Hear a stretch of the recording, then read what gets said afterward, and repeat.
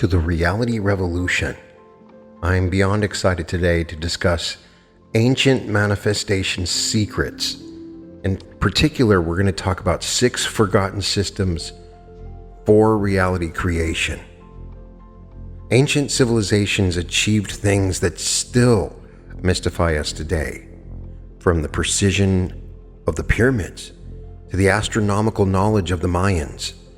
But beyond their architectural and scientific achievements, they possessed sophisticated understanding of consciousness and reality creation that we're only beginning to rediscover. When we look at the Great Pyramid, for example, we find that its base perimeter divided by its height equals pi to an accuracy that wasn't officially discovered by mathematicians until thousands of years later. The chambers inside align perfectly with specific star constellations, requiring not just mathematical precision, but deep understanding of celestial mechanics. This wasn't just impressive engineering. It suggests these ancient builders understood principles about the relationship between consciousness, geometry, and cosmic forces that we're still trying to fully comprehend. What's even more fascinating is that when we examine ancient cultures across the globe, civilizations that had no contact with each other, we find remarkably similar approaches to working with consciousness and intention. The Egyptians had their concept of Heka, the power of authoritative speech. Halfway around the world, Hindu traditions developed yantra science, using sacred geometry to focus consciousness. In Tibet, practitioners refined dream yoga techniques for working with reality through altered states.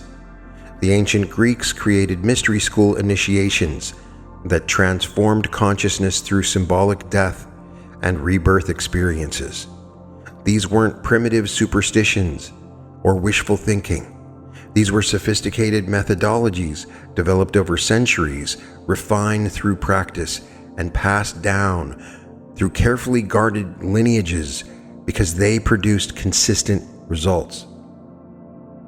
The fact that such similar principles emerged independently across different continents and cultures suggests we might be looking at universal truths about how consciousness actually works rather than cultural beliefs.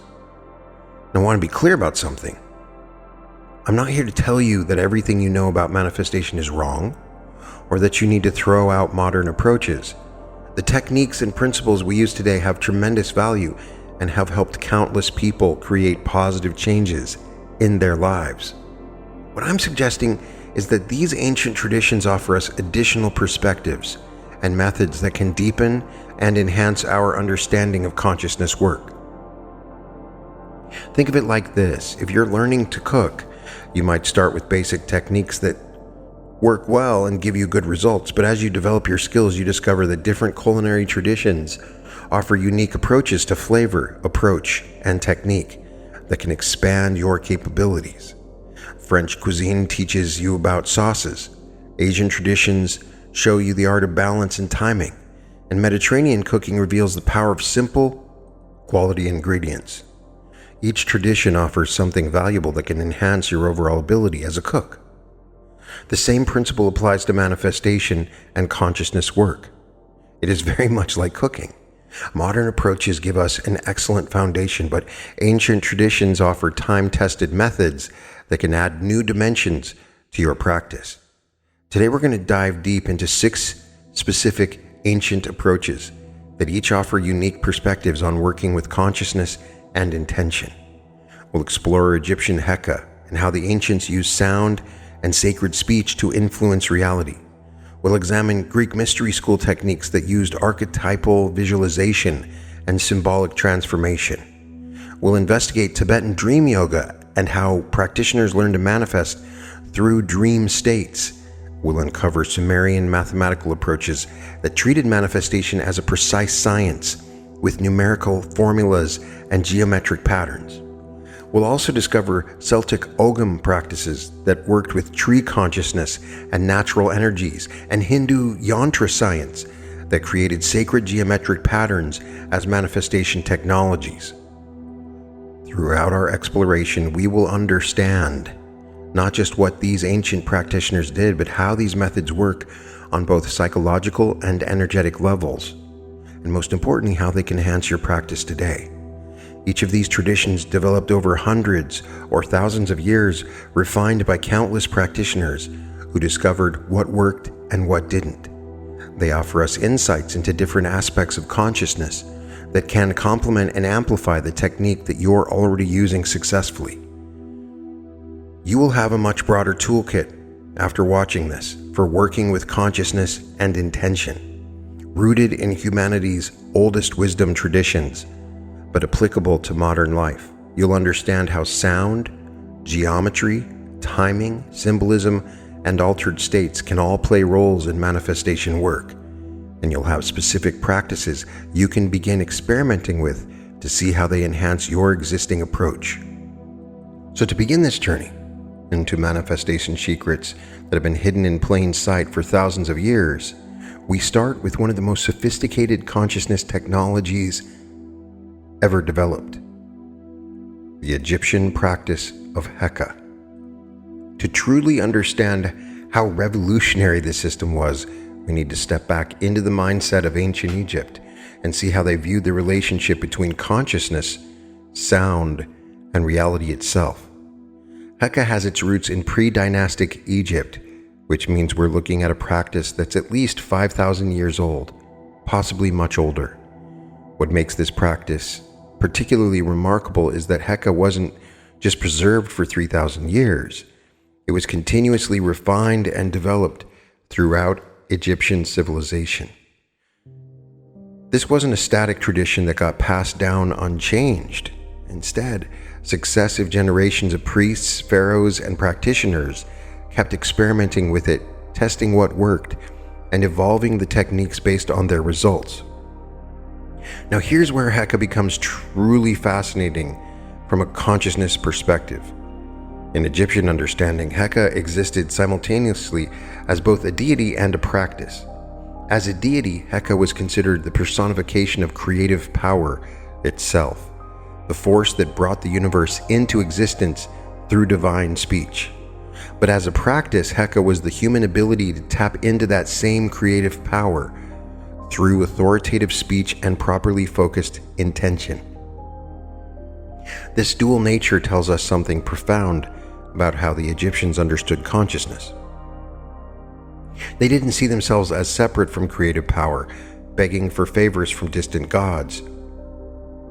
Instead, they believed that through proper technique and understanding, humans could access the same fundamental force that created reality in the first place. This is a remarkably sophisticated understanding of consciousness that aligns closely with modern quantum physics concepts about the role of observation and intention in collapsing wave functions in specific realities. The practical applications of Heka in ancient Egypt were extraordinarily comprehensive. Pharaohs used Heka protocols for everything from ensuring successful military campaigns to maintaining the cosmic order that kept the Nile flooding at the right time each year. Priests employed Heka for healing both physical ailments and what we might call psychological or spiritual imbalances. Temple records show Heka being used for architectural projects, agricultural planning, and even diplomatic negotiation with other kingdoms.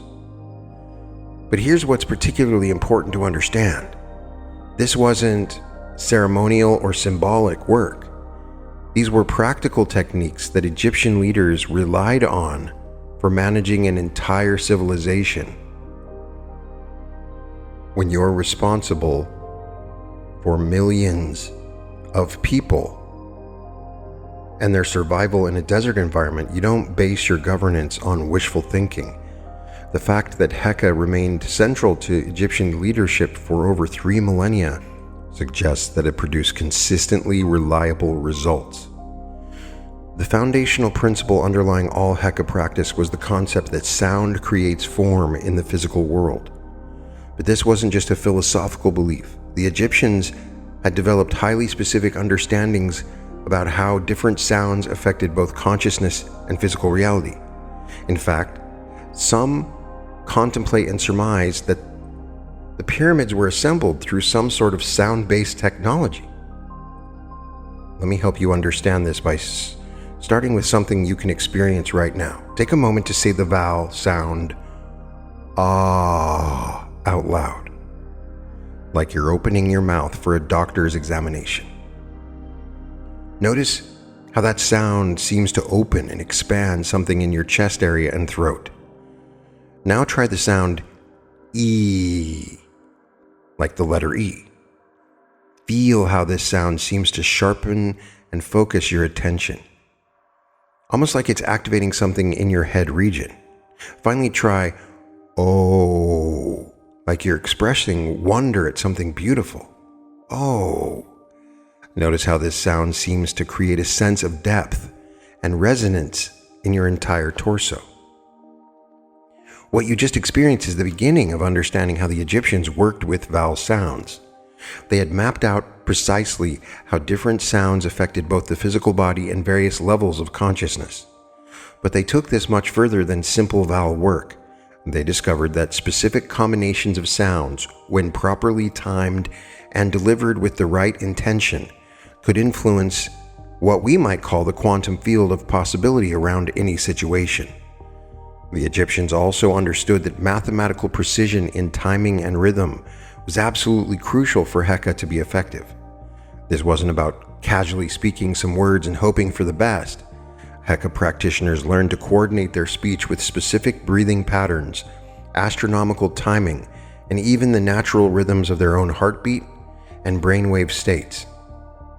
Think of it like this. If you've ever learned to play a musical instrument, you know that timing, rhythm, and precise technique make the difference between creating beautiful music and just making noise.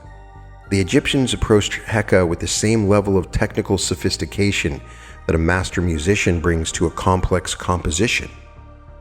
Perhaps most importantly, they integrated sacred geometry as amplification for their spoken intentions. Egyptian temples weren't just impressive architecture. They were acoustic instruments designed to amplify and focus sound in specific ways. The shape of the chambers, the angles of the walls, even the materials used in construction were all calculated to enhance the vibrational impact of Heka practices. Now let's examine how the Egyptians actually structured their Heka work. The traditional Heka formula followed a three-part sequence: invocation, statement, and sealing. Understanding each of these components will help you to see how sophisticated this system really was. The invocation phase was designed to establish a conscious connection with the creative power of the universe. This wasn't about asking permission from external deities, but rather about aligning one's personal consciousness with the fundamental creative force that the Egyptians believed underlied all reality. The practitioner would use specific sounds and breathing techniques to shift their consciousness into what modern neuroscience might recognize as a highly focused, coherent brainwave state. The statement phase was where the practitioner would clearly articulate their intention using precisely chosen words delivered with specific vocal techniques and timed to astronomical alignments. This wasn't casual visualization or general positive thinking. Egyptian Heka statements were crafted with the same precision that a scientist uses to write an equation.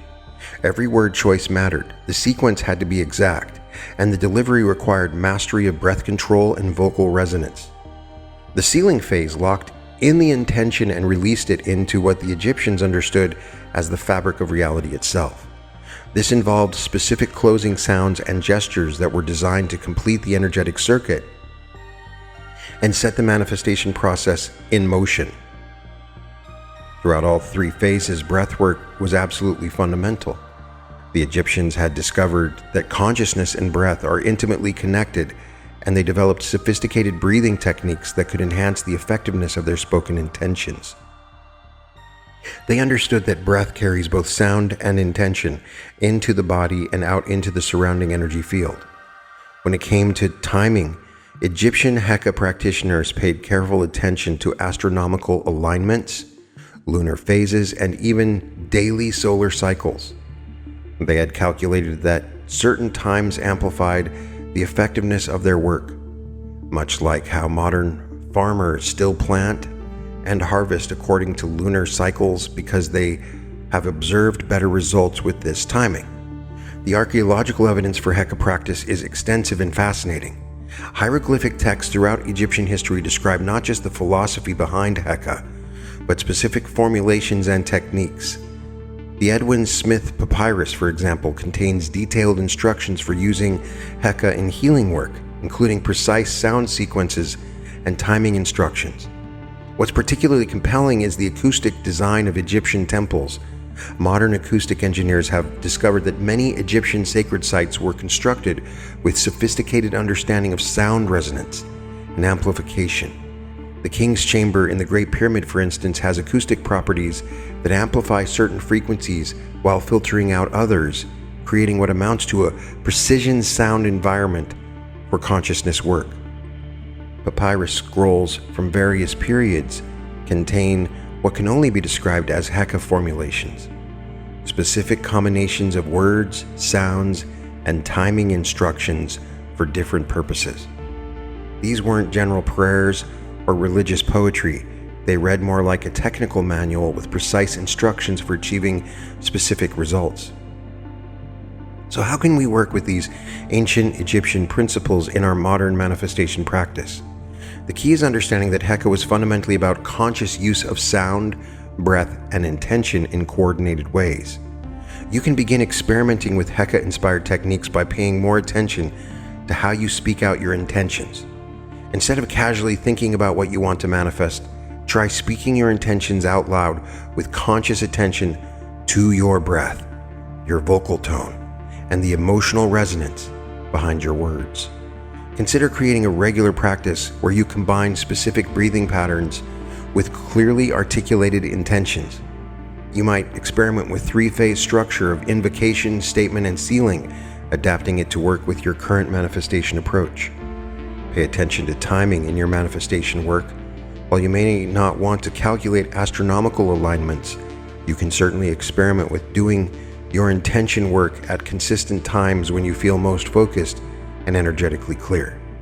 Most importantly, approach your spoken intentions with the same respect and precision that the Egyptians brought to Heka. Remember that they treated this as a science of consciousness, not casual wishful thinking. The more conscious attention and technical precision you bring to working with sound and intention, the more you're likely to experience the kind of results that kept Heka practices alive for over 3 millennia. Now we turn our attention to ancient Greece, where a completely different approach to consciousness work emerged through what became known as the mystery schools. Not the mystery schools you hear about today. We're talking about the original mystery schools, not the modern schools that claim to be mystery schools. Where the Egyptians focused on the power of sacred speech and sound, the Greeks developed sophisticated techniques based on archetypal thinking, symbolic transformations, and what we might recognize today as an advanced psychological programming method. To understand the Greek approach to manifestation, we need to examine the most famous and longest lasting of their mystery traditions, the Eleusinian mysteries. Think about this remarkable fact for a moment. These sacred initiation practices operated continuously for over 1,000 years, from 1500 BCE until the Roman Emperor Theodosius closed them in 392 CE. That's a longer continuous operation than most modern institutions have even existed. What makes this particularly significant is that throughout this entire millennium, the mysteries maintained their power to transform consciousness. We know this because some of the greatest minds in Greek civilization, including Plato, Aristotle, Cicero, and Marcus Aurelius, all went through the Eleusinian initiation and wrote about it as one of the most profound experiences of their lives. Cicero wrote that the mystery showed him how to live with joy and how to die with hope. These weren't easily impressed individuals, yet something about the Eleusinian experience fundamentally shifted their understanding of reality and their place within it. The core framework of the Eleusinian mysteries centered on death and rebirth cycles as manifestation metaphors. Here's where we need to understand something crucial about how the Greeks approached consciousness work. They weren't using death and rebirth as literal concepts, but as psychological and spiritual metaphors for the process of transforming one aspect of reality into another. Let me help you understand this through a modern lens. When you want to manifest a new reality in your life, you're essentially asking one version of yourself and your circumstances to die so that a new version can be born. This is what we're doing when we do timeline shifts. We're dying in our old reality to be born in a new one. The person struggling financially needs to undergo a kind of death so that the financially abundant person can emerge. The individual trapped in a limiting relationship pattern must experience the death of those patterns before healthy relationship dynamics can be born. The Greeks understood that this transformation process involves profound psychological shifts that don't happen through simple positive thinking or surface-level visualization. They recognized that lasting change requires what we might call deep identity work, the willingness to let go of familiar but limiting aspects of self so that new potentials can emerge. Through carefully designed initiatory experiences, participants learn to work with what the Greeks called archetypal energies. These weren't abstract philosophical concepts, but practical psychological tools for accessing different aspects of human potential. By learning to identify with archetypal patterns like the hero, the wise woman, the creator, or the transformer, initiates could tap into powerful psychological resources that extended far beyond their ordinary personality limitations. The philosophical foundation underlying Greek mystery work was far more sophisticated than many people realize. Plato's concept of ideal forms wasn't just abstract philosophy, it was a practical framework for understanding how manifestation actually works. According to Platonic thinking, everything that exists in physical reality is essentially a reflection or manifestation of perfect archetypal forms that exist in what he called the realm of ideas. From a manifestation perspective, this gives us a powerful framework for understanding why visualization and imagination are so effective. When you clearly envision the reality you want to create, you're not just daydreaming. You're connecting with the archetypal form of that reality and beginning the process of bringing it into physical manifestation. I would remind you that the archetypal forms are discussed in depth in the Law of One Material as a key component to the creation of our solar system. What this actually meant was learning to think clearly and systematically about the nature of reality, consciousness, and the relationship between inner states and outer circumstances. Think of it this way. If you want to become skilled at manifestation, you need to understand how consciousness actually works, not just follow techniques blindly. The Greeks believed that philosophical inquiry, asking deep questions about the nature of reality and examining your own thinking processes, was essential preparation for effective manifestation work. Aristotle contributed another crucial piece to this framework with his concepts of potential becoming actual. Aristotelian thinking suggests that everything in reality exists first as potential, and manifestation is the process by which specific potentials become actualized through conscious choice and directed action. This gives us a very practical way to think about manifestation work. Rather than trying to create something from nothing, you are working with understanding that the reality you want to manifest already exists as potential, and your job is to provide the consciousness, intention, and action necessary to actualize that potential. Now let's sort of examine the specific techniques that mystery school initiates learn for working with consciousness and manifestation. One of their most sophisticated approaches involved visualization techniques using geometric forms. But this wasn't random geometric visualization. The Greeks had discovered that specific geometric patterns could induce particular states of consciousness and facilitate access to archetypal energies. For example, initiates might spend months learning to visualize perfect geometric forms like circles, triangles, and complex polygons with absolute precision and clarity. This wasn't just an exercise in mental concentration, though that was certainly part of it. The Greeks understood that different geometric forms resonated with different aspects of consciousness and could be used as doorways into specific archetypal states. The circle, representing wholeness and completion, could be used to access states of consciousness associated with fulfillment and integration. The triangle, representing dynamic tension and directed force, could facilitate access to transformative and creative energies. More complex geometric forms could induce states of consciousness that connected initiates with sophisticated archetypal patterns like wisdom, healing, or leadership. But perhaps even more importantly, the mystery schools pioneered group ritual work for amplifying individual intentions. They understood something that modern psychology is only beginning to rediscover, that consciousness is inherently interconnected and group work can exponentially amplify individual manifestation efforts. Through carefully structured group experiences, initiates learned how to align their individual intentions with the collective field of consciousness created by the group. This wasn't just about social support, though that was a valuable thing. The Greeks had discovered that when multiple consciousness focused on the same archetypal pattern or manifestation goal, something like quantum entanglement occurs that amplifies the effectiveness of everyone's individual work. Some of their most innovative approaches involve the use of symbolic drama to reprogram subconscious patterns. Mystery school initiations often included elaborate theatrical experiences where participants would take on the roles of archetypal characters and live through transformative narratives that paralleled the psychological changes they wanted to create in their own lives.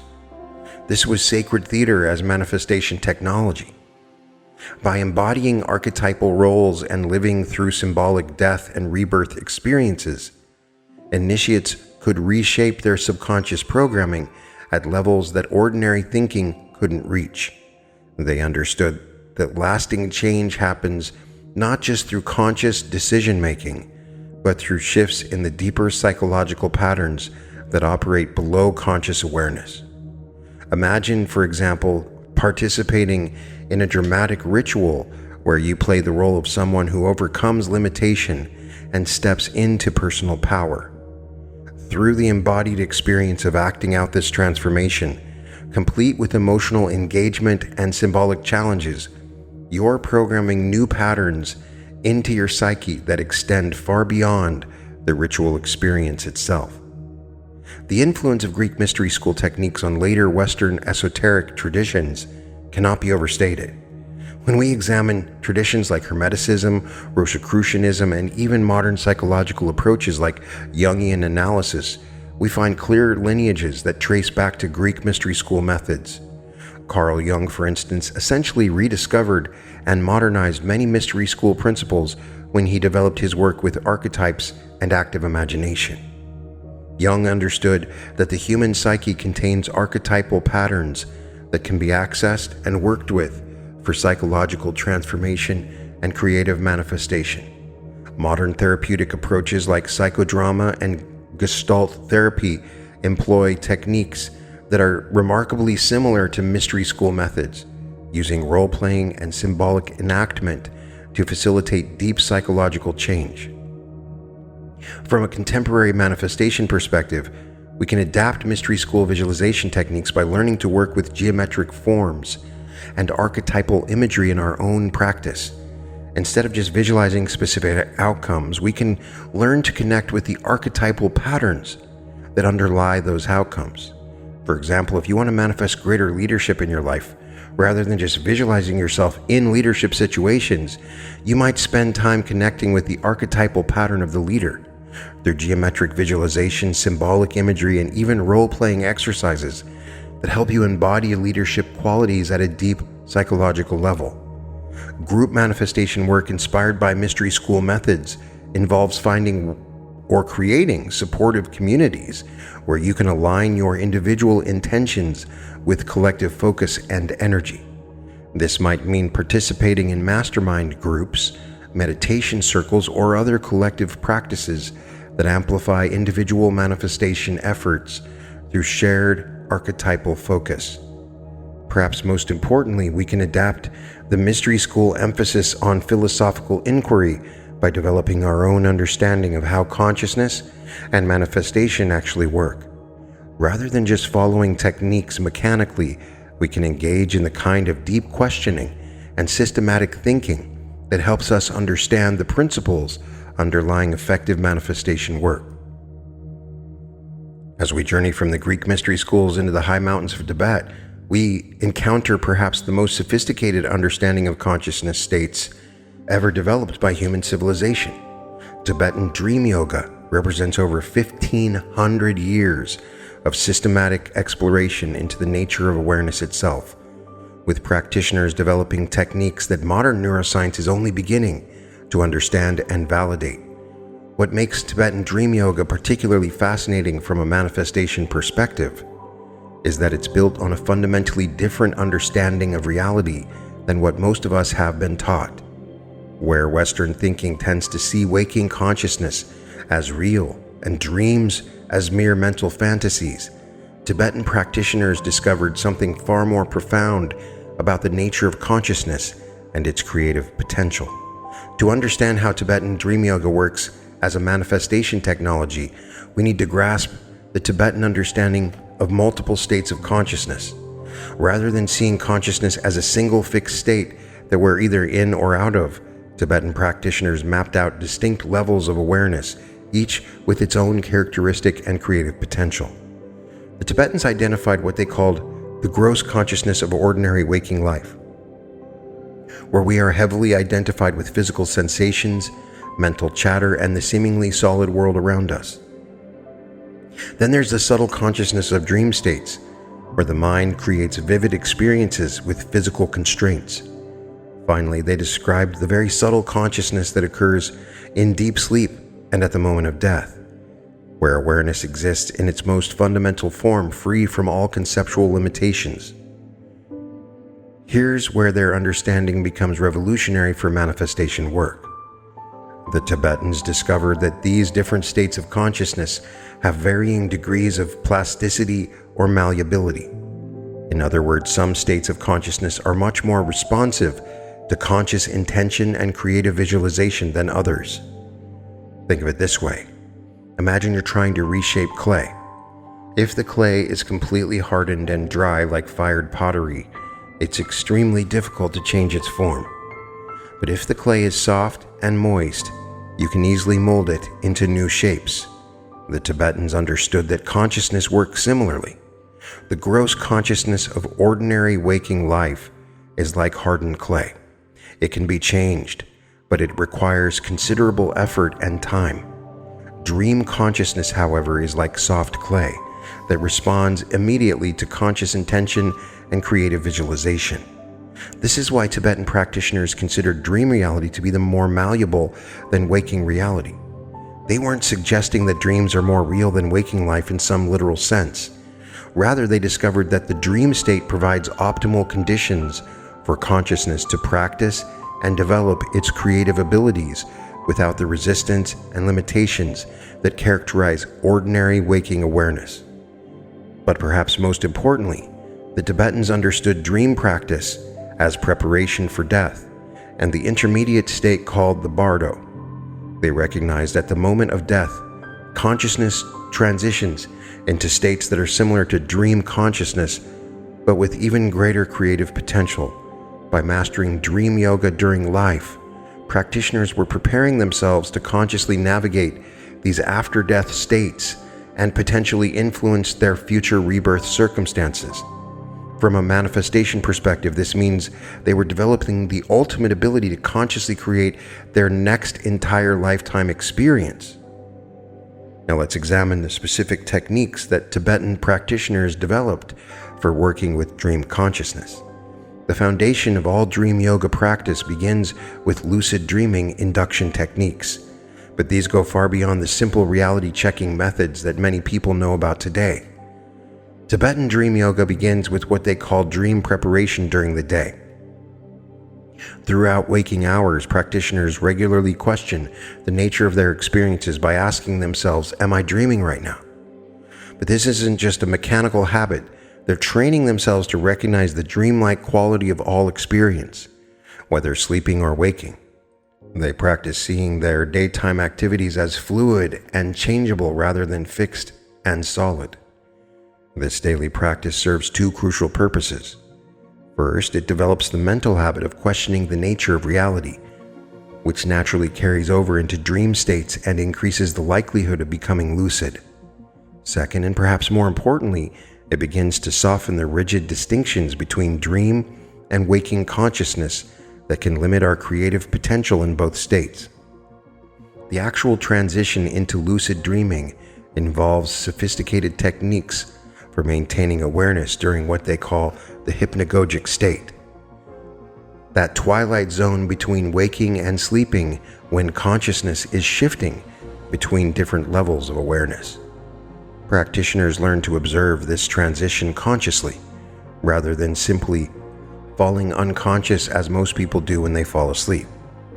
One of their most effective techniques involves visualizing the red letter A at the throat chakra while falling asleep, maintaining focus on this image as consciousness transitions waking to dreaming. The red A serves as an anchor point that helps maintain continuity of awareness across different consciousness states. As practitioners become more skilled, they can use this anchor point to enter dreams with full conscious awareness and intentionality. Once lucid dreaming is established, practitioners learn to use dream environments for manifestation work. This involves much more than just having pleasant dreams or fulfilling fantasies. Dream yoga practitioners systematically practice transforming dream imagery, changing the shape and size of dream objects, multiplying themselves into multiple bodies, and creating entirely new dream environments through conscious intention. Here's what makes this particularly sophisticated from a manifestation perspective. These dream transformations are training consciousness to recognize its own creative power and develop confidence in its ability to reshape experience. When you successfully transform yourself into a bird in a lucid dream, fly through mountains, or create beautiful palaces out of thin air, you're not just having interesting experiences, you're training your consciousness to understand its own creative potential and developing the skills and confidence that can then be applied to manifesting changes in waking life. The practice of illusory body development takes this even further. Advanced practitioners learn to maintain awareness of the dreamlike nature of their experience even after waking up. They practice seeing their physical body and waking environment as having the same fluid, changeable quality as dream imagery. This isn't about becoming detached from life or seeing everything as meaningless illusion. Rather, it's about recognizing the creative potential that exists within all states of consciousness and learning to work with that creativity consciously. As practitioners become skilled in basic dream yoga techniques, they begin working with more advanced applications that directly enhance manifestation abilities. One of the most practical approaches involves programming intentions before sleep for dream resolution. This technique recognizes that the unconscious mind continues processing information and working on problems even while we sleep. And dreams can provide creative solutions that the conscious mind might not discover on its own. The process begins during the pre-sleep state, when consciousness is naturally becoming more fluid and receptive. Instead of simply hoping for helpful dreams, practitioners learn to clearly formulate specific questions or challenges they want their dream consciousness to work on. This might involve creative problems, relationship challenges, career decisions, or any area where you are seeking greater clarity or new possibilities.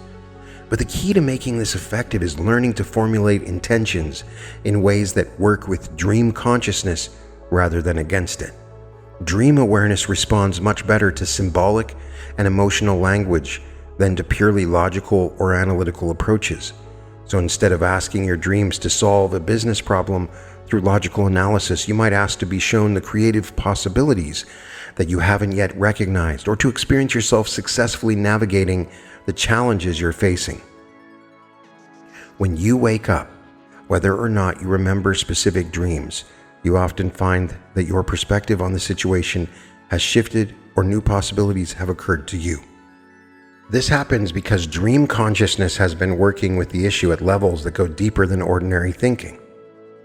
Perhaps even more powerfully, advanced practitioners learn to use dream narratives to shift waking reality patterns. This involves consciously creating dream experiences that embody the changes you want to manifest in your waking life. If you want to develop greater confidence, you might practice being completely confident and successful in various dream scenarios. If you're working on healing a relationship, you might practice having loving, harmonious interactions with that person in dreams. The key insight here is that consciousness doesn't make rigid distinctions between dream experience and waking experience at the deepest levels. When you practice being confident, successful, or loving in your dreams, you're creating neural pathways and psychological patterns that naturally influence your waking behavior and circumstances. Some traditions even developed group dream work and shared visionary experiences where multiple practitioners would agree to meet in dream states and work together on collective intentions or explorations. While this might sound fantastical, there are documented cases of practitioners reporting remarkably similar dream experiences after agreeing to dream together, suggesting that consciousness may be more interconnected than our ordinary understanding suggests. The integration practices for bringing dream insights into daily life are perhaps the most crucial aspect of dream yoga. From a practical manifestation perspective, it's one thing to have profound experiences in dreams, but the real value comes from successfully integrating those experiences into your waking consciousness and behavior patterns. This integration work involves specific techniques for maintaining the fluidity and creativity of dream consciousness while awake, and for applying the confidence and skills developed in dreams to real-world situations. Practitioners learn to carry the sense of creative potential they experience in lucid dreams into their daily activities, approaching challenges with the same experimental, transformative attitude they've developed in dream practice. What makes Tibetan dream yoga particularly compelling is how well its principles align with modern scientific understanding of sleep, dreams, and consciousness. Research into REM sleep and memory consolidation has revealed that dreaming plays a crucial role in processing emotional experiences, integrating new information, and rewiring neural pathways based on our daily experiences. Studies have shown that during REM sleep, the brain is actually more active than during many waking states, and this activity involves complex processing that can lead to creative insights and problem-solving breakthroughs. This validates the Tibetan understanding that dream consciousness has unique creative capacities that complement and enhance waking awareness. Research on lucid dreaming has demonstrated that people can indeed maintain conscious awareness during dream states and consciously influence dream content. Brain imaging studies of lucid dreamers show increased activity in areas associated with self-awareness and executive control, suggesting that lucid dreaming represents a distinct state of consciousness that combines aspects of both sleeping and waking awareness. Perhaps most importantly, for manifestation work, studies have shown that mental rehearsal during dreams can actually improve real-world performance in everything from athletic skills to creative problem solving. This supports the Tibetan practice of using dreams for developing confidence and skills and then transfer to waking life circumstances. Neuroscience research has revealed that the brain has much greater plasticity than previously understood, and that visualization and mental practice can create real changes in neural structure and function. This provides a scientific foundation for understanding how dream practice can create lasting changes in consciousness and behavior patterns that affect manifestation abilities.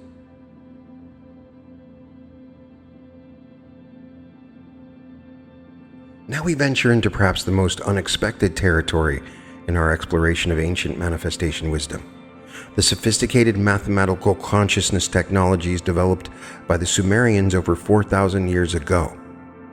While we've explored sound with the Egyptians, archetypal psychology with the Greeks, and consciousness states with the Tibetans, the Sumerians approached manifestation as a precise mathematical science that would be remarkably familiar to modern quantum physics. What makes the Sumerian approach particularly fascinating is that it represents the first known attempt to quantify and systematize the relationship between consciousness, mathematical patterns, and physical reality. Where other cultures often approach manifestation through intuitive or experiential methods, the Sumerians developed what can only be described as mathematical formulas for working with the creative power of consciousness. The archaeological evidence for Sumerian mathematical sophistication is absolutely extraordinary and continues to astonish researchers today. When we examine cuneiform tablets from sites like Babylon, Ur, and Nippur, we find mathematical understanding that wasn't supposedly rediscovered by Western civilization until thousands of years later. Consider the Plimpton 322 tablet, dating around 1800 BCE. This small clay tablet contains what mathematicians now recognize as sophisticated Pythagorean triples, mathematical relationships that weren't officially discovered by Pythagoras until over 1,000 years later. But here's what makes this particularly remarkable from a consciousness perspective. These weren't just abstract mathematical exercises. The Sumerians were using these mathematical relationships in what their texts describe as consciousness work and reality creation practices. Other tablets revealed that the Sumerians had developed concepts of probability and statistical thinking over 4,000 years ago. They understood mathematical principles for calculating likely outcomes and developed systematic approaches for influencing those probabilities through what they called sacred mathematics. This suggests they were thinking about manifestation not as random hoping or wishful thinking, but as a precise science with predictable principles and measurable results.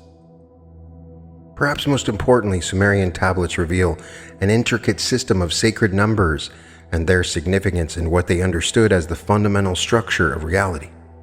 Numbers like 6, 12, 60, 3600, and their various combinations weren't just mathematical curiosities to the Sumerians.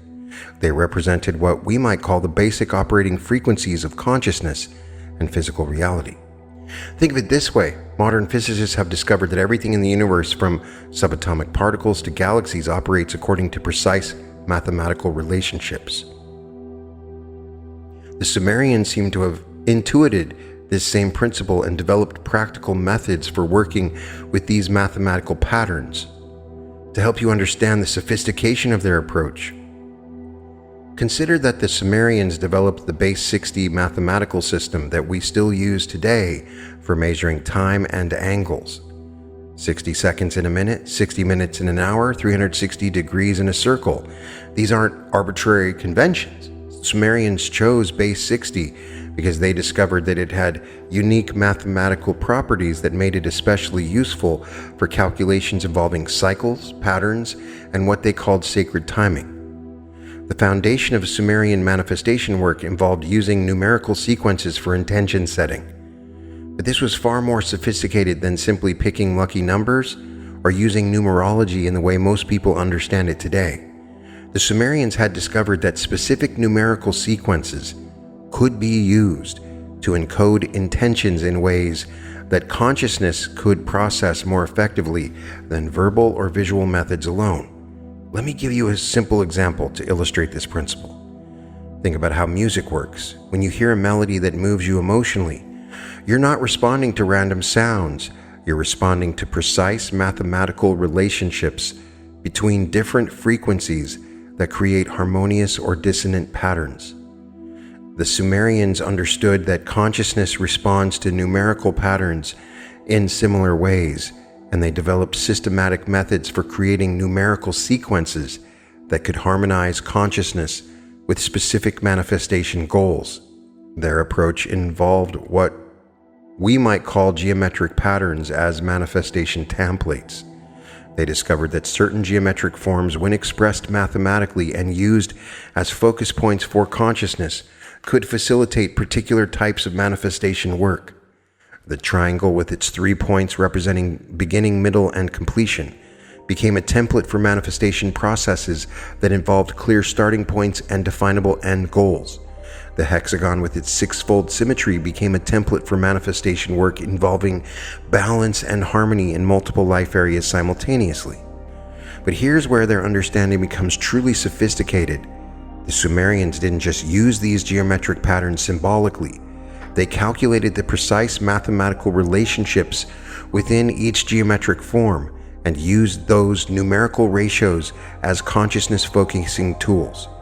When working with triangular patterns, for example, they would incorporate the mathematical relationships between angles and sides into their consciousness work, using these precise numerical relationships to enhance the effectiveness of their manifestation practice.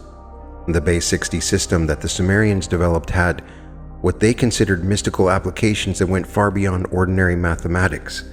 They discovered that Base 60 calculations could be used to determine optimal timing for different types of manifestation work, much like how we might use astrological timing today, but with mathematical precision rather than intuitive interpretation. They developed astronomical calculations for optimal timing that integrated their understanding of celestial cycles with their mathematical consciousness work. Rather than simply noting that certain times felt more auspicious, they calculated precisely when planetary alignments, lunar phases, and solar cycles created mathematical relationships that they believed enhanced the effectiveness of consciousness work. Now let's examine how the Sumerians actually applied these mathematical principles in their manifestation practice. Their use of sacred ratios in manifestation work was based on the understanding that certain numerical relationships occur repeatedly throughout nature and represent fundamental organizing principles of reality itself. The golden ratio, approximately 1.618, appears in everything from flower petals to galaxy spirals to human body proportions. The Sumerians had discovered this ratio thousands of years before it was formally studied by Greek mathematicians, and they incorporated it into their consciousness work as what they called a harmony number. When setting intentions, they would use visualizations or meditation practices timed according to golden ratio intervals, believing that this mathematical timing enhanced the natural tendency of consciousness to create harmonious outcomes. Similarly, they worked with what they call completion ratios, the numerical relationships that they associated with successful manifestation outcomes. The ratio 3-4-5, which creates perfect right triangles, became a template for manifestation work that involved bringing projects to successful completion. They would use this ratio to structure their intention-setting practices, spending 3 time units on clarifying their goal, 4 time units on visualizing and energy building, and 5 time units on release and integration. The significance of specific number combinations in Sumerian practices was extraordinarily detailed. They had identified certain numerical sequences that they believed could enhance different types of manifestation work. The sequence 6-12-60, for example, was associated with manifestation work involving relationships and community, since these numbers represented what they understood as the mathematical principles underlying social harmony and cooperative achievement. For personal manifestation work, individual Sumerians would create what we might call personal numerical formulas based on calculations that incorporated their birth timing, their specific manifestation goals, and what they called consciousness signature, a mathematical pattern derived from various personal characteristics and life circumstances. Creating modern applications of these ancient mathematical principles requires understanding that the Sumerians weren't being superstitious about numbers. They were working with the insight that consciousness responds to pattern and rhythm, and that mathematical patterns can serve as powerful organizing principles for consciousness work. You might experiment with incorporating simple mathematical timing into your own manifestation practice. Instead of doing visualization work for random amounts of time, try structuring your practice using harmonious ratios, Spend time clarifying your intention using one time unit. Then spend the golden ratio amount of time, about 1.6 times longer, in active visualization, followed by an integration period that uses another harmonious mathematical relationship. You could also experiment with using geometric patterns as organizational templates for complex manifestation goals. If you're working on manifesting changes in multiple life areas, you might use hexagonal organization, dedicating equal time and attention to 6 different aspects of your goal in a balanced, symmetrical way. What makes the Sumerian mathematical approach particularly compelling is how, remarkably, it anticipates discoveries in modern physics and consciousness research. When we examine quantum mechanics, we find that reality at the most fundamental level operates according to precise mathematical relationships and probability functions.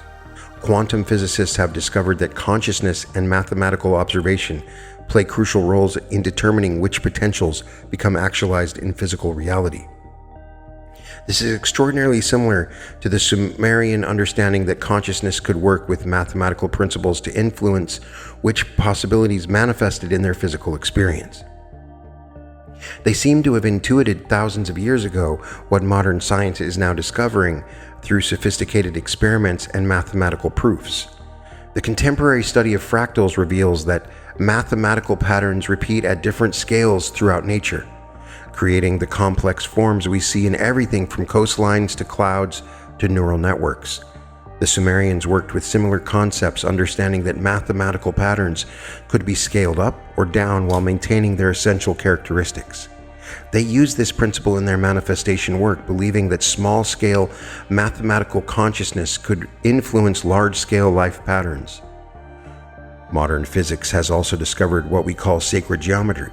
The geometric patterns that appear throughout nature represents fundamental mathematical relationships that govern everything from atomic structure to galactic formation. The Sumerians built their consciousness work around these same geometric principles, suggesting they had developed intuitive understanding of mathematical relationships that modern science has validated through sophisticated mathematical proofs and experimental verification. Perhaps most significantly, contemporary research into the mathematical nature of consciousness itself reveals that awareness operates according to mathematical principles of pattern recognition, frequency resonance, and information processing. The Sumerian approach of using mathematical patterns as tools for consciousness work aligns perfectly with modern understanding of how awareness actually functions at the deepest levels.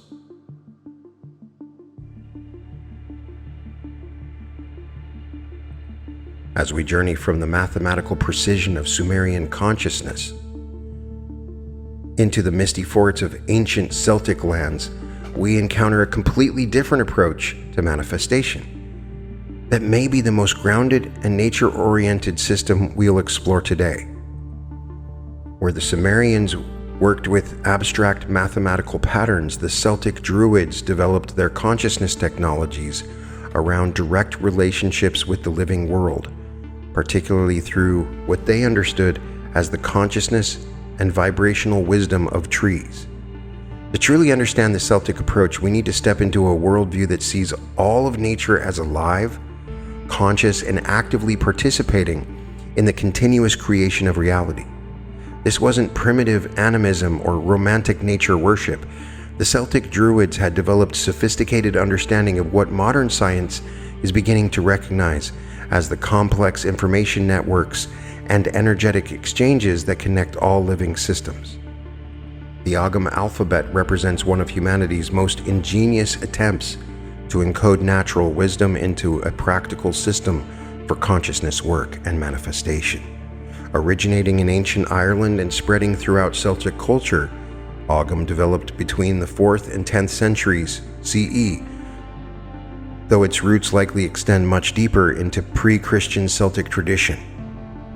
What makes Ogham unique among ancient alphabets is that each letter corresponds not just to a sound but to a specific tree species. and through that tree to particular energetic qualities and manifestation applications. Think of it as a filing system where each letter contains the accumulated wisdom and vibrational signature of an entire species that had been observed and worked with for countless generations. Let me help you understand this through a simple example. The first letter of Ogham is birch, called Baith in ancient Irish. To the Celtic mind, birch wasn't just a tree species, but a living library of specific qualities and energies. Birch trees are among the first to colonize cleared land, growing rapidly in poor soil and creating conditions that allow other species to eventually flourish. The Druids recognized this pattern, associated birch with new beginnings, purification, and the energy needed to start fresh when old patterns have been cleared away. When Celtic practitioners wanted to manifest new beginnings in their lives, they didn't just think abstractly about change. They would work directly with birch energy through meditation with the living trees, carrying pieces of birch wood or incorporating birch leaves into their manifestation practices. They understood that by aligning their consciousness with the vibrational pattern of birch, they could access the same pioneering, purifying, fresh start energy that the tree naturally embodied. This system extended through 20 different tree letters, each representing different aspects of natural wisdom that could be applied to human consciousness work. Oak, called Duir, represented strength, endurance, and deep-rooted stability. Willow, called Seli, corresponded to intuition, emotional healing, and the ability to bend without breaking. Apple, called Quirt, was associated with love, beauty, and the manifestation of heart's desires. But here's what made the Celtic approach particularly sophisticated. Druids used Ogham not just for connecting with individual tree energies, but for creating complex sequences that could address multifaceted manifestation goals. They would combine different tree letters into what we might call energetic formulas or runes, creating specific sequences that incorporated the complementary wisdom of multiple tree species for comprehensive consciousness work. For divination and manifestation work, Druids select Ogham staves, usually made from the wood of the corresponding trees, and use them to gain insight into current circumstances and to set intentions for desired changes. This wasn't fortune-telling in the way we might think of today. Instead, it was a sophisticated method for accessing the pattern recognition wisdom that trees had developed through millions of years of adaptation to natural cycles and environmental changes. To understand how Celtic tree magic actually works, from a consciousness perspective, we need to explore the Celtic understanding of trees as conscious beings with their own forms of awareness and intelligence. Modern scientific research has validated many of the intuitions that Celtic Druids developed about tree consciousness thousands of years ago. Recent studies have revealed that trees communicate with each other through complex underground fungal networks, sharing nutrients, warning of dangers, and coordinating responses to environmental challenges. Individual trees can recognize their own offspring and preferentially share resources with their children. Forest systems demonstrate problem-solving abilities and collective decision-making that suggest forms of intelligence that operate very differently from human consciousness, but are nonetheless sophisticated and effective. In a previous episode, I documented my own experience in communicating with the trees, so I strongly align with this perspective. The Celtic Druids intuited these realities long before modern science could measure them. They understood that different tree species had developed distinct forms of consciousness and intelligence based on their ecological roles and survival strategies.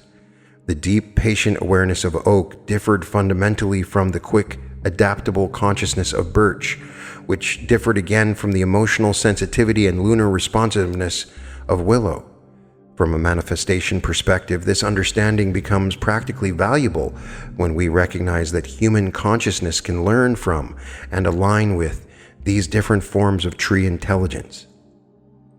When you're working on manifesting greater stability and long-term success in your life, spending time in conscious connection with oak energy can help you access patterns of patience, persistence, and steady growth that might be challenging to develop through willpower alone.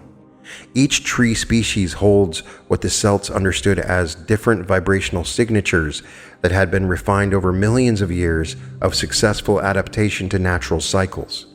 Apple trees had perfected the art of creating beauty and sweetness that attracts others and ensures the continuation of their lineage. Pine trees had mastered the ability to remain evergreen and vital even through harsh winters when other plants went dormant. The Celtic approach involved learning to work with tree energy for specific manifestation goals by understanding the natural wisdom that each species had developed. If you wanted to manifest healing and emotional balance, you might work with willow, which had evolved remarkable flexibility and the ability to regenerate quickly from damage.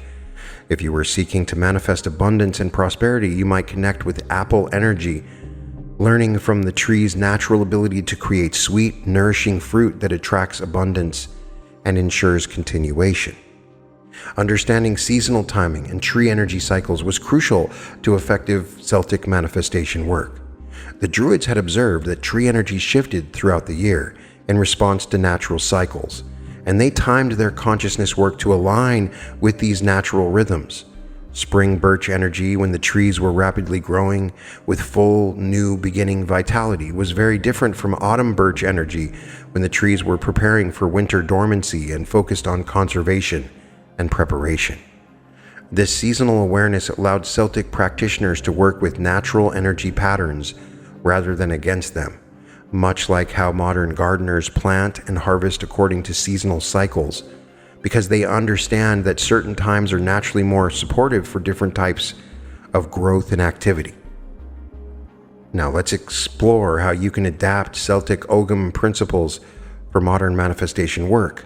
Creating personal Ogham sequences for intentions involves learning to match your manifestation goals with the natural wisdom patterns that different tree species have perfected over millions of years. Begin by identifying the primary quality or energy that you need to develop or strengthen for your manifestation goal.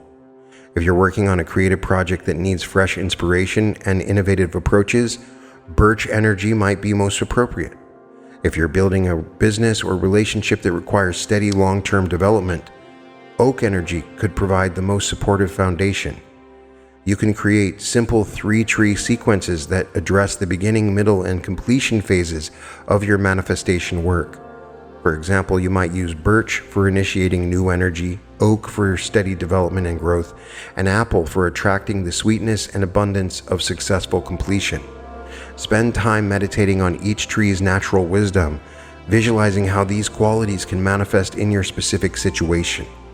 Using wood, leaves, or symbols in manifestation work connects you directly with tree consciousness through physical contact and energetic resonance. You might carry a small piece of wood from your chosen tree, place leaves on your manifestation altar, or simply draw Ogham symbols, which are easy to find online while focusing on your intentions. The physical connection helps anchor the tree's vibrational pattern into your energy field and consciousness. One of the most powerful Celtic practices involves connecting with tree consciousness through direct meditation with living trees. This doesn't require any special skills or mystical abilities, just patience and respectful intention. Find a tree of the species you want to work with, sit quietly beside it, and simply observe its presence and energy with open, receptive awareness.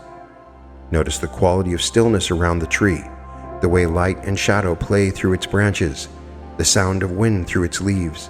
Allow yourself to sense the tree's particular form of consciousness, whether it's the deep, stable presence of oak, the gentle, flowing awareness of willow, or the bright, pioneering energy of birch.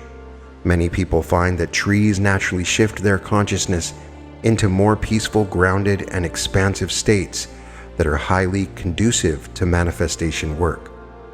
Outdoor practices for amplifying natural energy build on the Celtic understanding that human consciousness is most powerful when it's aligned with natural systems rather than isolated from them. Consider doing your regular manifestation work outdoors, particularly in natural settings where you can connect with tree energy directly. The Celtic Druids understood that consciousness work done in harmony with natural environments is naturally amplified by the life force and intelligence that flows through all living systems. When you align your personal intentions with the creative patterns that operate throughout nature, you are working with the fundamental forces that continuously create and recreate the natural world. I do all my intention and manifestation work in my backyard with my trees.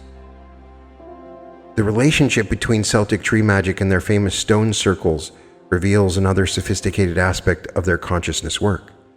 Archaeological evidence suggests many Celtic sacred sites were designed to integrate tree wisdom with astronomical alignments and what they understood as natural energy lines in the landscape. Celtic communities used stone arrangements not just for ceremony but as permanent installations that could focus and amplify the natural energies flowing through the landscape. These sites often incorporate both standing stones and sacred groves, creating environments where tree consciousness could be enhanced by geological and astronomical influences. The relationship between Ogham and sacred geometry becomes clear when we examine how Celtic stone circles were designed according to mathematical proportions that also appear in tree growth patterns. The spiral patterns that appear in Celtic art reflect the same mathematical relationships that govern tree branch formation, leaf arrangements, and root system development. Modern research into what people call ley lines and energy grid understanding has found that many ancient Celtic sites are located at points where underground water flows, geological formations, and magnetic field variations create unique energetic environments. The Celtic Druids seem to have intuitively identified these locations and developed their sacred sites to work with these natural energy patterns. For modern practice, you can adapt to ancient site work by creating your own sacred spaces that integrate natural elements with geometric arrangement. This might involve arranging stones, crystals, or pieces of wood in patterns that reflect natural proportions, creating outdoor meditation spaces that connect you with both tree consciousness and the broader energy patterns of the landscape.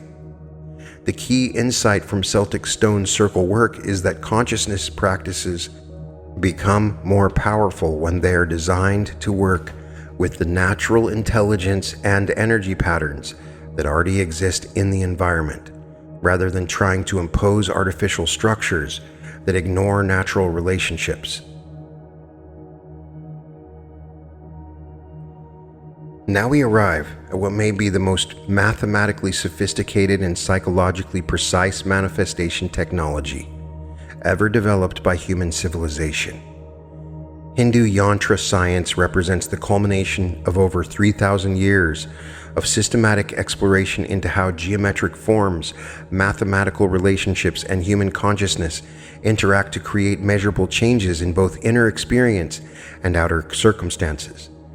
To truly appreciate the sophistication of yantra science, we need to understand that this tradition emerged from the same culture that gave us advanced mathematics, astronomy, and what many consider the world's most detailed psychological analysis of human consciousness. The ancient Hindu sages weren't approaching manifestation work through intuition or faith alone, but through rigorous observation, systematic experimentation, and precise mathematical understanding of how consciousness actually operates. When we translate the Sanskrit word yantra, we get something like machine or instrument, but this translation barely begins to capture what yantras actually represent. Think of a yantra as a precision instrument for consciousness, much like how a telescope is a precision instrument for vision or a tuning fork is a precision instrument for sound. Each yantra is designed according to specific mathematical principles to produce particular effects in human awareness and energy. The fundamental insight underlying all yantra science is that geometric forms directly influence consciousness in predictable and measurable ways. This isn't mystical belief, but observable psychological reality that modern neuroscience is beginning to understand and validate. When you look at different geometric patterns, your brain responds with different neural firing patterns, different emotional states, and different levels of mental clarity and focus. The ancient Hindu tradition discovered that this relationship between form and consciousness could be systematized and refined to create what they called machines for consciousness transformation. By designing geometric patterns according to specific mathematical principles, They could create visual tools that would reliably produce particular states of awareness, emotional balance, and what we now call manifestation-conducive consciousness. As a side note, be sure to check out my episode on the Sri Yantra if it has not come out yet. It will be coming soon. But yantras don't work in isolation. Traditional yantra science recognizes the intimate relationship between form, sound, and intention as three aspects of a unified manifestation technology. Each yantra is designed to work with specific mantras or sound formulas that complement and amplify the geometric pattern's effect on consciousness. The visual pattern organizes the mind, the sound pattern harmonizes the nervous system, and focused intention directs the entire system toward specific manifestation goals. To help you understand this integration, imagine learning to play a musical instrument. The visual sheet music provides the pattern and structure, but it only becomes music when combined with proper breath control, precise finger movements, and focused intention to create beautiful sound. Similarly, a yantra provides the visual structure, but it becomes a powerful consciousness tool only when applied with appropriate sound work and clear intention. Different types of yantras have been developed for different purposes, much like how we have different tools for different tasks. Some yantras are designed for general consciousness expansion and spiritual development. Others are specifically created for manifesting abundance, harmonious relationships, physical healing, or enhanced creativity. Each type incorporates geometric and mathematical principles that research suggests are particularly effective for its intended use. The historical development of yantra science from Vedic mathematics reveals just how sophisticated this tradition became over thousands of years of refinement. The earliest Vedic texts, dating back over 3,000 years, already contain geometric and mathematical concepts that wouldn't be formally developed in Western mathematics until centuries later.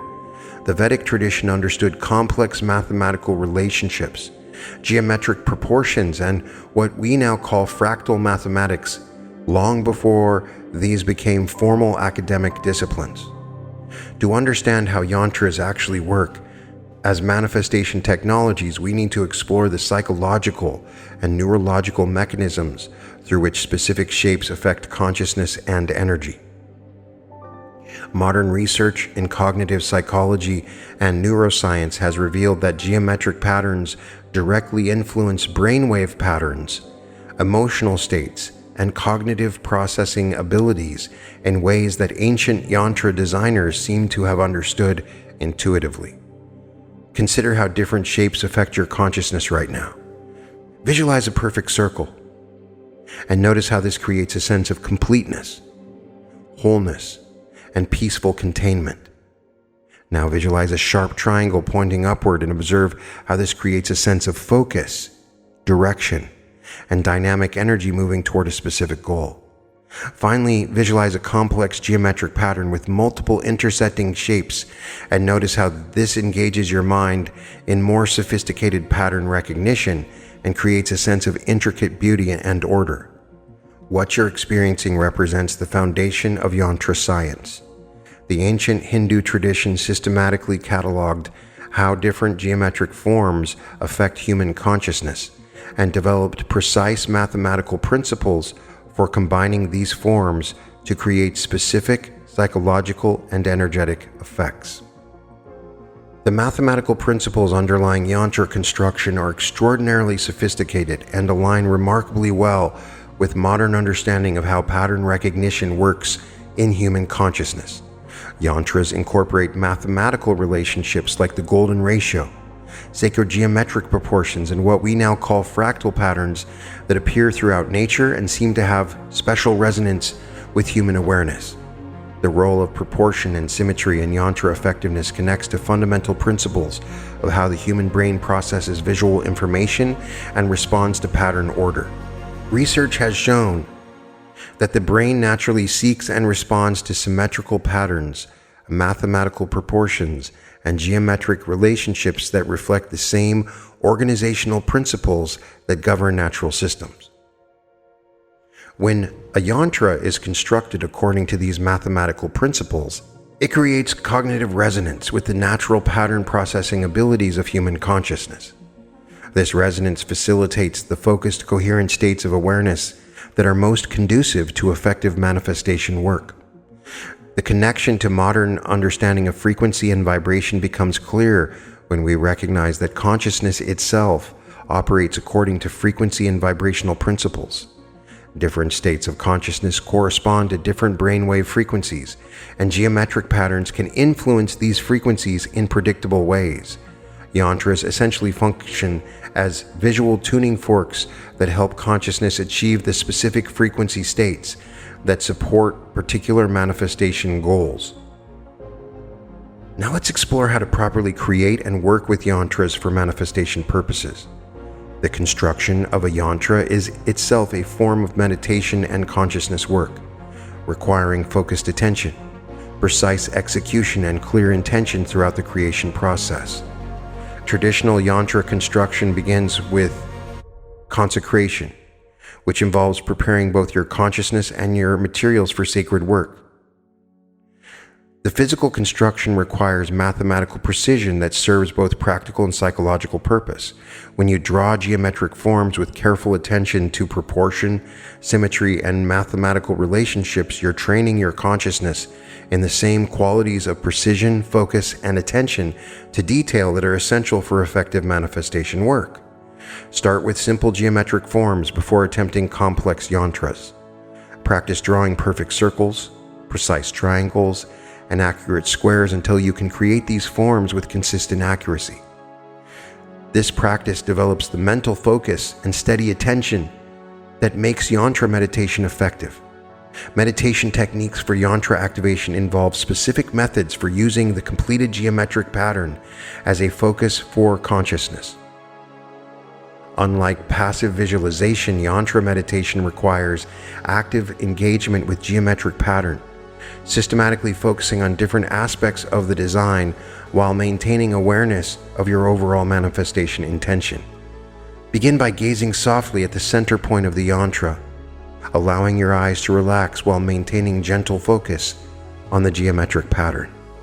Notice how different parts of the design seem to interact with each other, creating a sense of movement and dynamic relationship even within the static form. Allow your breathing to become slow and regular while maintaining visual focus on the yantra.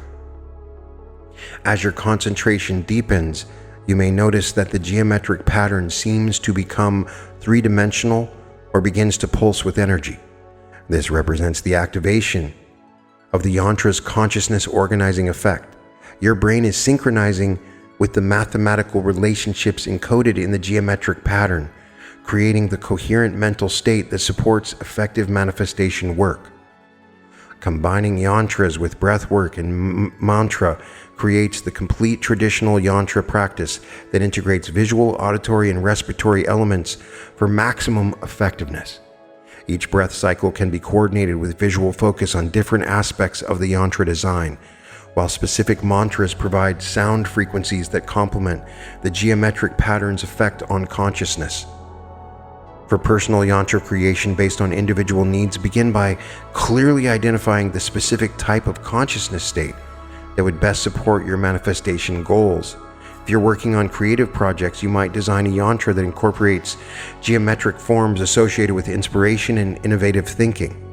If you're manifesting healing, you might use geometric patterns that traditional texts associate with balance, harmony, and regenerative energy. The practical integration of yantra work with modern life requires understanding how to adapt ancient principles for contemporary circumstances while maintaining the essential elements that make this practice effective. Using yantras in living spaces creates environmental support for consciousness work that operates continuously rather than only during formal meditation periods. Consider placing appropriately chosen yantras in different locations where you spend significant time, such as your work area, bedroom, or meditation space. The geometric patterns will subtly influence your consciousness throughout the day, creating environmental support for the mental states that align with your manifestation goals. Choose yantra designs that complement the activities you do in each space, using energizing geometric patterns in work areas and calming harmonious designs in rest areas. Portable yantra practices allow you to maintain connection with yantra energy even when traveling or during busy periods when formal meditation isn't possible. Digital adaptations of traditional yantras open new possibilities for integrating this ancient technology with modern life. Computer and smartphone apps can display yantra patterns with precise mathematical accuracy, even incorporating subtle animations that enhance the consciousness organizing effects of the geometric designs. However, when working with digital yantras, it's important to maintain the essential elements of focused attention, clear intention, and systematic practice that make traditional yantra work effective. The technology should support these elements rather than replace them with passive entertainment or superficial visual stimulation. Combining yantra work with other manifestation methods creates synergistic practices that can be more effective than using any single approach alone. You might use yantra meditation to achieve the focused, coherent consciousness state that makes visualization more effective, or incorporate geometric patterns into vision board creation to add mathematical precision to your manifestation imagery. The key to successful integration is understanding that yantras work by organizing consciousness according to mathematical principles that support manifestation, and this organizational effect can enhance any other consciousness-based practice you're already using successfully. As we reach the end of our journey through these 6 ancient manifestation traditions, take a moment to appreciate the remarkable diversity and sophistication of approaches that human consciousness has developed for working with the creative potential of awareness itself. We've explored how the Egyptians discovered the sacred speech and sound frequencies could literally reshape reality through the practice of Heka. We've seen how Greek mystery schools developed archetypal psychology and symbolic transformation techniques that still influence modern therapeutic approaches. We've examined how Tibetan practitioners mastered consciousness states through dream yoga, learning to work with the extraordinary plasticity of awareness during sleep and altered states. The Sumerians showed us how mathematical precision and numerical relationships could be applied to manifestation work with scientific rigor, while the Celtic Druids revealed how consciousness could align with the living intelligence of natural systems through tree magic and seasonal timing. Finally, Hindu yantra science demonstrated how geometric patterns could serve as precision instruments for organizing consciousness according to mathematical principles that enhance manifestation effectiveness. What emerges from studying these 6 traditions together is a comprehensive understanding of consciousness and manifestation that far exceeds what any single approach could provide. Each tradition discovered crucial pieces of how awareness actually works and how it can be directed for creative purposes. The Egyptians understood the power of sound and breath. The Greeks mapped the psychological terrain of transformation. The Tibetans explored consciousness states and their creative potential. The Sumerians revealed the mathematical foundations underlying reality creation. The Celts showed us how to work with natural intelligence and timing. The Hindu tradition synthesized geometric sound and consciousness work into sophisticated technologies for awareness. These methods collectively expand our understanding of consciousness and manifestation by revealing that effective reality creation involves multiple dimensions of human awareness working in coordination. Sound and breath affect the nervous system and energy field. Archetypal thinking and symbolic work influence deep psychological patterns. Altered consciousness states provide access to enhanced creativity and problem-solving abilities. Mathematical timing and precision enhance the effectiveness of consciousness work. Natural alignment amplifies personal efforts through environmental support. Sacred geometry organizes awareness according to patterns that facilitate coherent focus and intention. The value of connecting with humanity's oldest wisdom traditions extends far beyond learning interesting historical techniques. These approaches represent thousands of years of systematic experimentation by countless practitioners who were working with the same fundamental human consciousness that you and I possess today. They discovered principles and methods that remain as relevant and effective now as they were millennia ago, because they're based on the unchanging nature of how awareness actually functions. And in many cases, the ancients were not distracted by modern technologies and able to spend more time focusing and documenting the science of manifestation. When you work with these ancient methods, you're not just learning techniques, but connecting with a vast lineage of human beings who dedicate their lives to understanding consciousness and its creative potential. This connection provides practical benefits in terms of proven methods and psychological benefits in terms of feeling part of humanity's ongoing exploration of consciousness and reality creation. Rather than trying to work with all 6 traditions simultaneously, I encourage you to choose one method that particularly resonates with your current circumstances and commit to exploring it consistently for the next few days, maybe month. If you're drawn to working with sound and voice, begin with Egyptian Heka practices. Look it up, research it for yourself, find the authors that talk about this. If psychological transformation and archetypal work appeal to you, explore Greek Mystery School visualization techniques and symbolic thinking approaches. Those interested in consciousness states and enhanced creativity might focus on Tibetan dream yoga. If mathematical precision and systematic approaches attract you, start with Sumerian-inspired numerical timing and geometrical organization in your manifestation work. Nature lovers and those seeking environmental harmony should consider Celtic tree magic. And if you're drawn to sophisticated consciousness technologies and systematic geometric work, begin with simple yantra construction and meditation. For deeper study of each tradition, seek out primary source materials and authentic teaching lineages rather than popularized modern YouTube interpretations that may have lost essential elements of the original practices. Many universities offer courses and degrees in ancient history, comparative religion, and consciousness studies that can provide scholarly background for understanding these traditions in their proper historical and cultural contexts. Libraries and online databases contain academic research that explores the historical development and cultural significance of each approach. Is this cultural appropriation? Hell no. It is the appropriation of humanity. All of us are one, and this lineage is yours. Document and track your experiences with ancient techniques by maintaining a practice journal where you record not just what you do, but what you observe about the changes in your consciousness, energy levels, and manifestation results. Pay particular attention to subtle shifts in your mental clarity, emotional balance, and sense of connection with natural rhythms and cycles.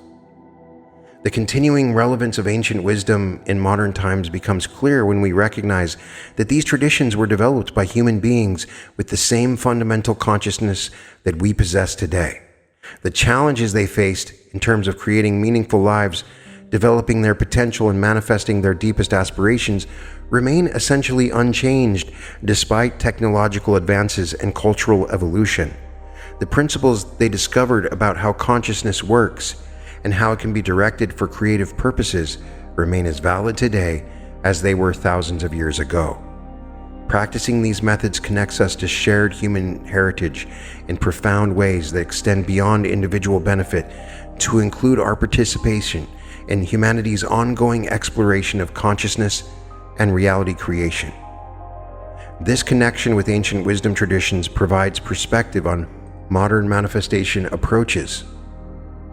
I invite you to explore the rich tradition of manifestation across cultures and time, not as a museum piece or historical curiosity, but as living technologies for consciousness that remain as practical and effective today as they were when first developed.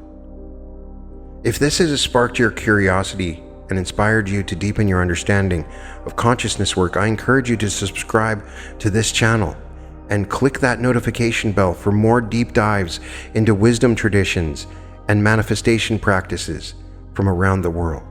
We'll continue to explore how ancient cultures understood consciousness, energy, and reality creation, always with an eye toward practical application in modern life. Share your experiences with these ancient methods. You might be able to teach me more about these methods than I have already discussed in this episode, and I'm particularly interested in hearing which traditions resonate most strongly with you and why, and how these ancient approaches might complement or enhance the manifestation work you're already doing successfully.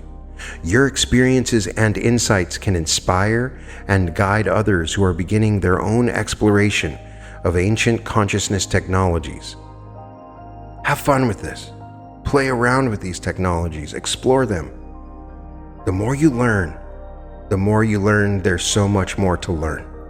You can find all episodes of The Reality Revolution at therealityrevolution.com.